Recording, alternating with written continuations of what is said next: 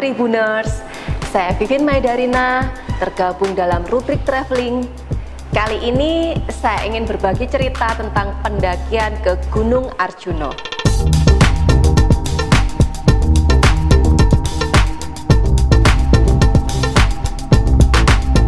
Morning Indonesia, inilah puncak Gunung Arjuna 3339 mdpl. Kayaknya namanya puncak Ogal Atir.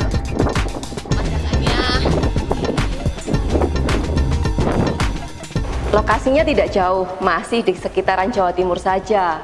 Namun, hingga saat ini masih belum sempat mencicipinya. Salah satu akhir pekan di Desember 2019 lalu, seorang teman, Rani, ingin mengajak untuk melakukan pendakian ke Gunung Arjuna. Maka saya ajaklah Bram, seorang pendaki yang sudah katam dan terbiasa dengan jalur pendakian di Arjuna. Nah, saat ini sudah banyak jalur pendakian menuju Gunung Arjuna.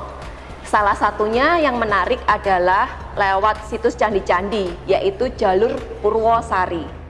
Pendaftaran dilakukan secara online melalui situs sipenerang.tahuraRadensuryo.or.id. Mendekati hari H, ternyata Rani mengundurkan diri. Tapi Bram sudah terlanjur beli tiket kereta ke Surabaya. Jadilah kita tetap berangkat berdua dan mencari rombongan lain saat di base camp nantinya. Sabtu subuh kami langsung menuju base camp Purwosari yang ada di Desa Tambak Sari. Setibanya kita harus daftar ulang dulu. Baru setelahnya melemaskan tubuh sejenak, sarapan, baru packing ulang bawaan.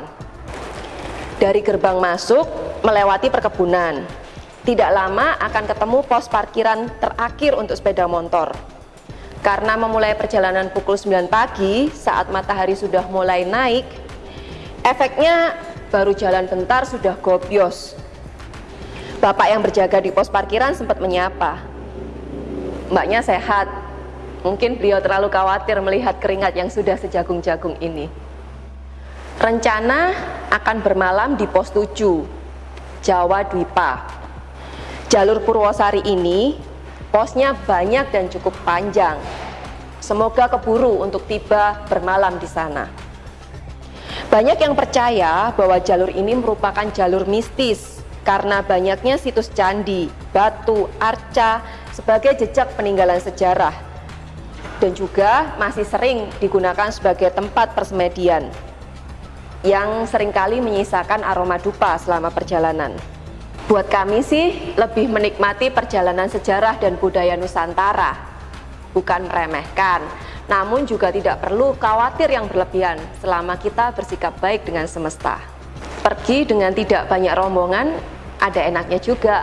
Semacam perjalanan spiritual, lebih menikmati diri sendiri, menyatu dengan alam. Sedikit mempercepat ritme kaki menikmati alam sekitar sambil tak lupa untuk berfoto mengabadikan momen. Dari base camp jalanan masih cenderung landai.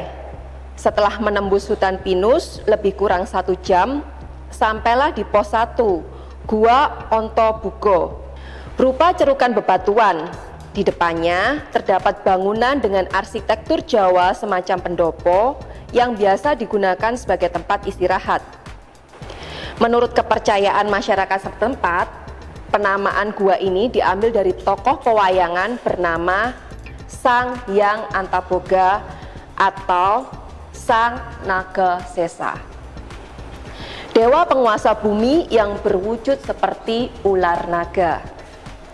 Banyak pesiarah yang masih datang kemari untuk bersemedi atau sekedar mencari ketenangan hidup, terutama saat malam Jumat Legi. Mumpung masih segar, perjalanan terus dilanjutkan dengan medan yang kurang lebih sama. Di depan mulai tampak bendera merah putih dan sebuah bangunan. Rupanya itulah pos 2, Tampuono. Terdapat sebuah gubuk warung di dekat papan tulisan pos. Letakkan beban sejenak, ngopi dan ngobrol dengan sesama pendaki lain yang sedang beristirahat di sana. Selanjutnya perjalanan masih didominasi oleh tanah subur dengan pohon tinggi di kiri kanannya. Pos 3 adalah pos petilasan Eyang Sakri. Tidak jauh dari sana terdapat Padepokan Noyo Genggong. Melangkah sedikit lagi terdapat Padepokan Sang Hyang Wenang. Nah, banyak sekali kan petilasan dan tempat-tempat yang masih disakralkan. Perjalanan masih diteruskan.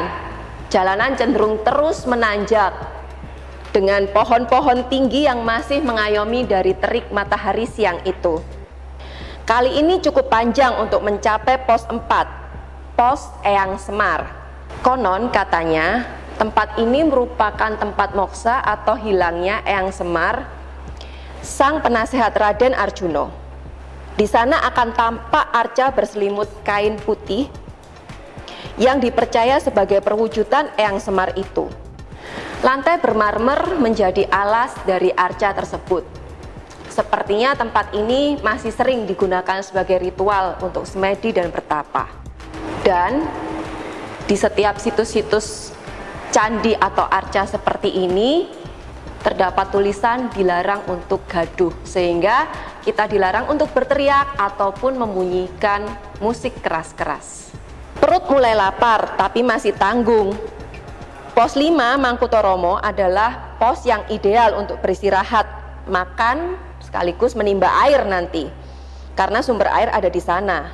Dan akhirnya setelah 5 jam perjalanan terhitung dari start tadi, tiba juga di pos 5. Ini pos Mangkutoromo. Ini pemandangannya.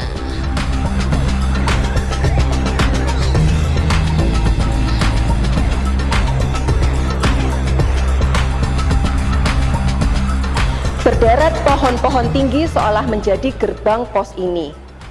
Terdapat undakan dengan lahan yang cukup luas digunakan sebagai area untuk mendirikan tenda. Sejenak merilekskan badan dan menurunkan makanan yang ada di perut. Sementara Bram berjalan menjauh menuju sumber air dan mengisi jerigennya.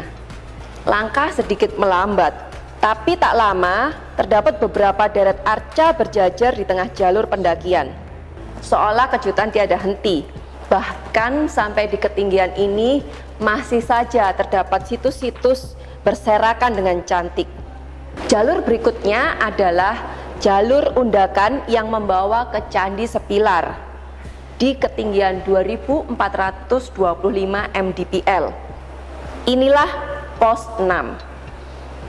Decak kagum memandang 3 candi dan sisa-sisa tumpukan bebatuan yang ada di sana. Setelah dimanja dengan jarak yang cukup dekat antara pos 5 menuju ke pos 6, akhirnya perjalanan serasa begitu panjang untuk menuju ke pos 7.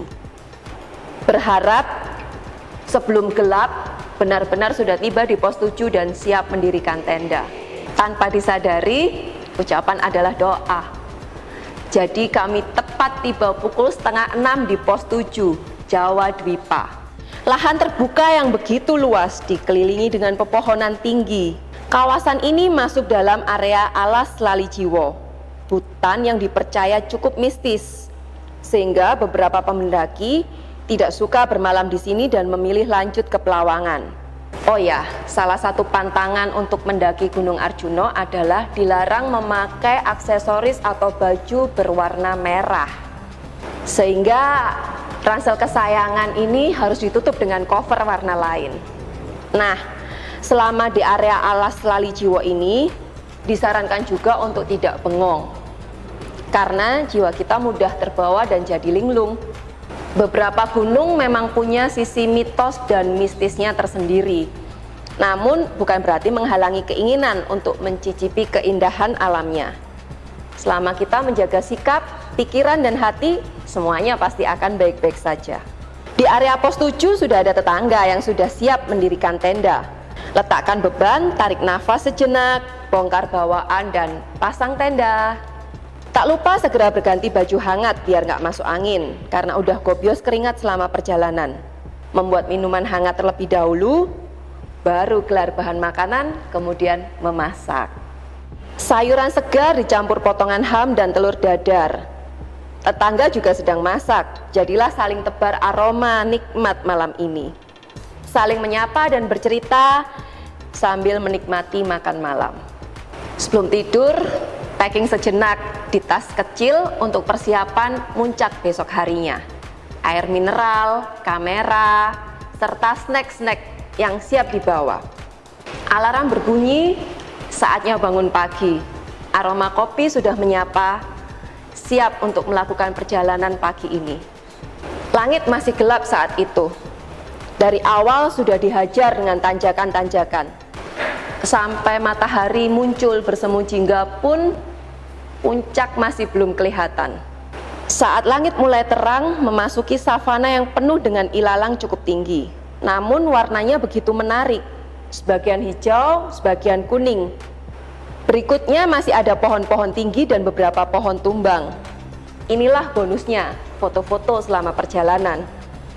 Sebelum puncak, kita akan dibawa melalui area Pelawangan. Disinilah jalur pertemuan pendakian Via Tretes. Dari sana perjalanan masih panjang, meskipun puncak sudah mulai nampak. Area bebatuan dan berpasir akan menyambut setelahnya. Dan akhirnya tibalah di saat yang paling berbahagia menyentuh puncaknya. Puncak Ogal-Agil, 3339 mdpl. Puncaknya berupa tumpukan bebatuan besar dan terasa begitu sempit dipenuhi para pendaki, sehingga harus bergantian ambil posisi untuk bisa berfoto. Sayangnya langit tertutup kabut, sehingga semuanya tampak serba putih. Kadang membuka, kadang menutup kembali. Tidak masalah, dinikmati aja sambil ngopi dan mensyukuri segala yang ada.